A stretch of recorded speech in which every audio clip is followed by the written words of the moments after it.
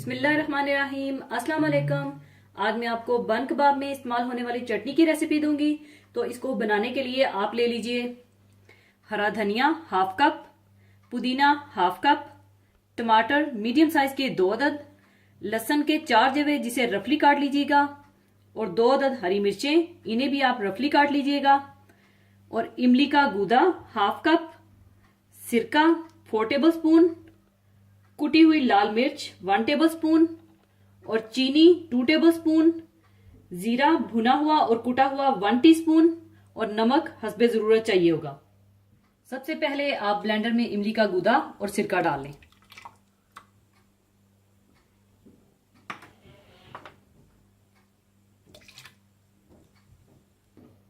इसमें आप टमाटर डाल दें,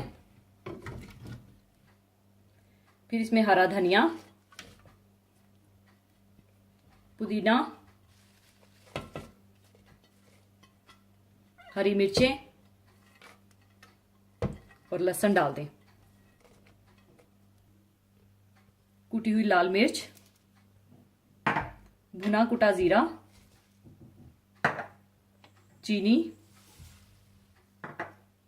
और नमक डालकर अच्छी तरह से ब्लेंड कर लें।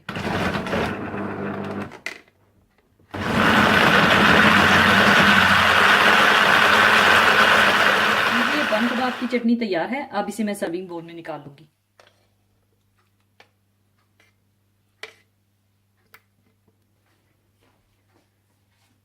आप इसे सिर्फ बन कबाब के लिए ही नहीं बल्कि जब चाहें किसी भी खाने के साथ बनाकर सर्व कर सकते हैं।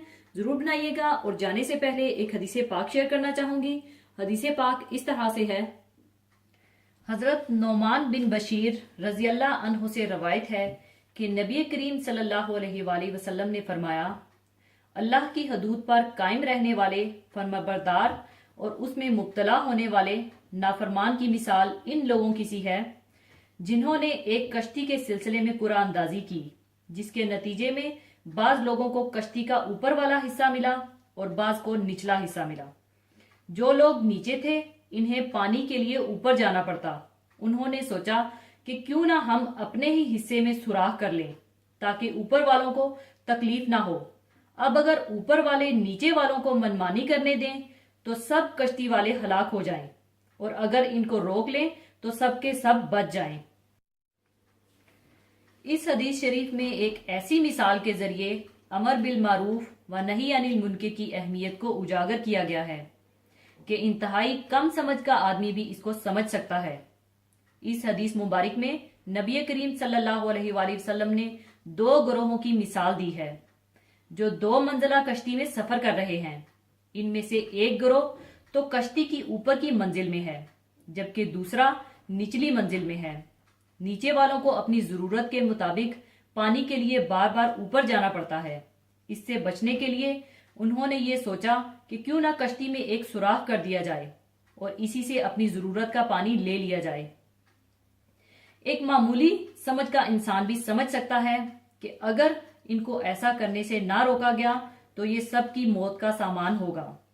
नेकी और भलाई की दावत भी दर हकीकत बुराई और बदी की कुव्वतों को रोकने का नाम है, जो अपनी गलत कार्यों से मुआशरे को बर्बादी की तरफ मोड़ देती है।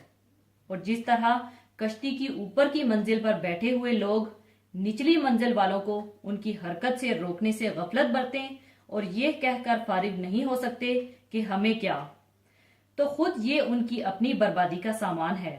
इसी तरह अगर मुआशरे की अक्सरियत अमर बिल मारूफ नही अनिल मुनकर से गाफिल हो जाए और ये कहकर अपने दिल को तसल्ली दे दे कि हमें इससे क्या, तो ऐसा मुआशरा खुदकुशी की राह पर गामजन है और बहुत जल्द फना के घाट उतर जाएगा।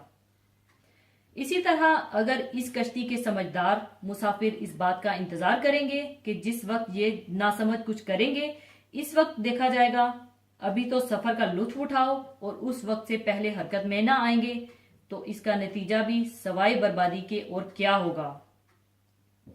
एन इसी तरह अगर किसी माशरे के सालिया अनासर इस बात का इंतजार करेंगे कि जब बुराई अपने घर आएगी तब देखेंगे, तो यकीनन उनका अंजाम भी उस कश्ती वालों की तरह बर्बादी ही होगा।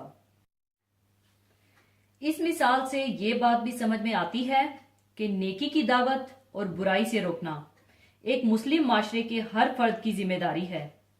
जिस तरह उस कश्ती के तमाम बाकी मुसाफिर उन चंद नादानों को रोकने के लिए तन मन की बाजी लगा देंगे, इसी तरह हम में से हर शख्स को इस काम को अपनी जिम्मेदारी समझकर करना जरूरी है और इस सिलसिले में जो कुछ हो सकता है उससे दरगुजर नहीं करना चाहिए, चाहे वो किसी छोटी सी नेकी की दावत हो या किसी मामूली बुराई से रोकना, इसलिए कि बाज़ औक़ात यही मामूली काम किसी बहुत बड़े नतीजा का पेशखैमा बन जाते हैं। जिस तरह उस कश्ती के मुसाफिर उसमें एक सुई बराबर भी सुराख करने की इजाजत नहीं देंगे और उस पर किसी तरह का समझौता नहीं करेंगे कि वही कश्ती के डूबने का पेशखैमा न बन जाए।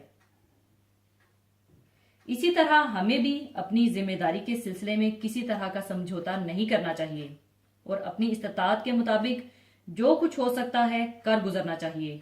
अल्लाह का फरमान है, मोमिन मर्द और मोमिन औरतें एक दूसरे के दोस्त हैं कि अच्छे काम करने को कहते हैं और बुरी बातों से मना करते हैं, नमाज पढ़ते हैं और ज़कात देते हैं और अल्लाह इसके रसूल की अताअत करते हैं। यही लोग हैं जिन पर अल्लाह रहम करेगा, बेशक अल्लाह गालिब हिकमत वाला है। इसी के साथ मैं आपसे इजाजत चाहूंगी। अपना बहुत ख्याल रखिएगा, दुआओं में याद रखिएगा। अल्लाह हाफिज।